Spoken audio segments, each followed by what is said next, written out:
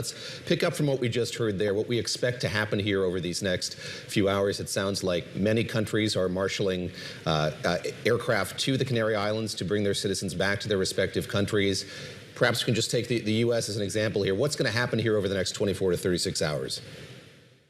Well, thank you for having me. The first thing is that, fortunately, what we hear is that the passengers that are being disembarked are all asymptomatic. In other words, they don't have any symptoms of hantavirus, which means maybe they're not infected yet. We don't know. They could still have been infected and they're going to develop symptoms later. So the first thing that's going to happen is all passengers will undergo a health screening. They're going to be, questioned. They're going to have physical exams. They may draw some blood.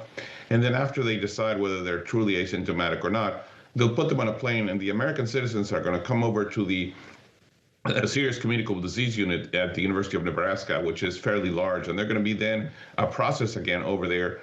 And if they happen to be symptomatic, if there's anything that is suggestions of infection, they'll be kept in isolation. Otherwise, if they still continue to be asymptomatic, they'll be sent home and encouraged to quarantine and to watch themselves for the next 6 to 8 weeks. Doctor, I want to ask you how this spreads, because I know that it is usually something that you get by coming into contact with animal droppings that have this virus. It is not usually spread from person to person, or there can be.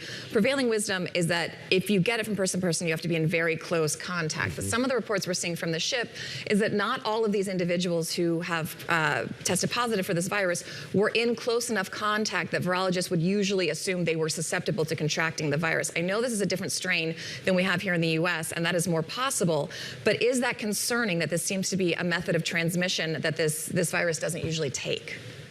No, it actually does. This Andes hantavirus is the only one that spreads person to person. And there was an outbreak in Argentina in 2018, 2019, where some of the things that you're mentioning actually happened. Some person just got infected because they were in the same room with another person that was infected, or they were in the same bathroom. It is very clear that if you have very close, intimate contact, for example, in this case, the index case, then his wife got infected. They were in the same cabin. They could have been, intimate sexually. There's a lot of reasons why the wife got infected so quickly and then developed symptoms. But that doesn't mean, it's an all or none phenomenon. And clearly, there's a lot of things about the transmission we don't fully understand. And I think this outbreak is going to help us try to understand that. It is very clear that the closer you are, the more intimate the contact, the more likely you are to get infected. But that doesn't mean that we have not seen sort of what appears to be fairly casual mechanisms of infection. I'm curious about the global public health apparatus that's being marshaled to bear here in Tenerife. So the United States has pulled out of the World Health Organization. That's something that's changed since the COVID-19 pandemic. And I wonder what the consequences are to that as you see them, as we watch this effort unfold, and what we can learn from this experience. Yes, this may not lead to the kind of global pandemic that we saw with COVID-19, but what can we learn from the way that governments respond to this crisis that's breaking out on this ship? Well, first of all, I want to say that the World Health Organization has really done a remarkable job, starting with their Director General, Dr. Tedros, and then the rest of the WHO team, Maria van Kerkhoven and her team.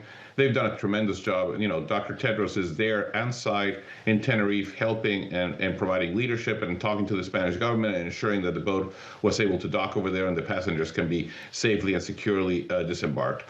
I think we have seen a much diminished CDC.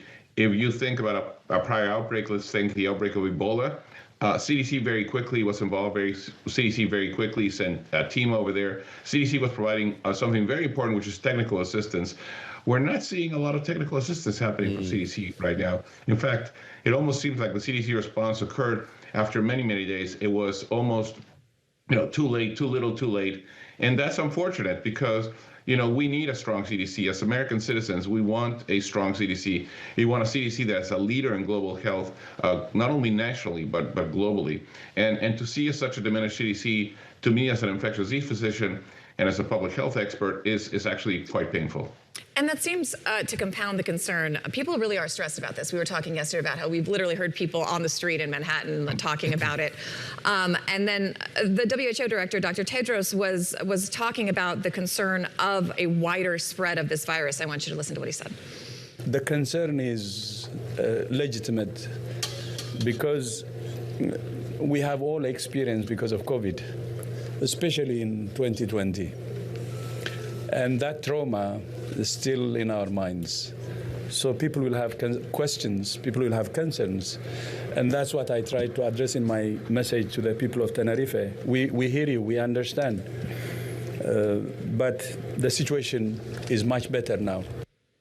How worried should people be that this is not an isolated outbreak? I think about this one, I would not be worried. I agree with Dr. Tedros. I think there's still a lot of trauma left from COVID, but I would say don't be worried.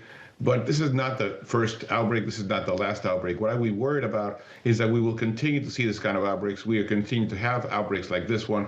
Believe me, a hantavirus in a cruise ship was not in my bingo card of things that was going to happen in a cruise ship, and yet it happened. So we're going to see more things like this one. And what people in the U.S. need to be worried about is our public health infrastructure. They need to be worried about weakened CDC. The CDC has been significantly diminished in relevance, and a lot of people have left, a lot of expertise have left CDC. So I would say that what we need to ask for and what we need to be worried about is the state of our public health and global health expertise in our country, rather than this specific outbreak.